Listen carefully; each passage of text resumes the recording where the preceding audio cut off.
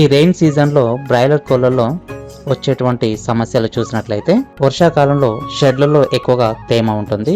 షెడ్లో over crowding ఉన్నట్లయితే వచ్చేటువంటి సమస్యలు మొదటగా శ్వాస సంబంధిత వ్యాధులు పెరుగుతాయి. ఈ హ్యూమిడిటీ ఎక్కువగా ఉండడం వల్ల మైకోప్లాస్మోసిస్, సిఆర్డి, ఈకోల్ ఇన్ఫెక్షన్స్ వంటి వ్యాధులు ఎక్కువగా వస్తుంటాయి. తక్కువ స్పేస్లో ఎక్కువ బర్డ్స్ను పెంచడం వల్ల లిట్టర్ తడిగా మారి అమ్మోనియా ఎక్కువగా విడుదలవుతుంది.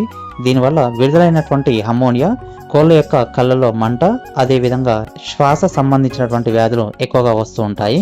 ఈ బర్డ్స్ ఎక్కువగా ఓవర్ క్రౌడింగ్ ఉండడం వల్ల లిటర్ కంప్లీట్గా వెట్ అయిపోయి డ్యామేజ్ అవుతుంటాయి. ఈ డ్యామేజ్ అయినటువంటి లిటర్లో బర్డ్స్ ఉన్నప్పుడు ఈ కాళ్లకు ఎక్కువగా ఇన్ఫెక్షన్స్ అయిపోయి పుండ్లు ఫామ్ అవుతూ ఉంటాయి. అదేవిధంగా ఛాతీ భాగాన్ని చూసినట్లయితే లిట్టర్లో బ్యాక్టీరియా ఫామ్ కావడం వల్ల ఛాతీ భాగంలో ఇన్ఫెక్షన్స్ ఫామ్ అవుతూ ఉంటాయి.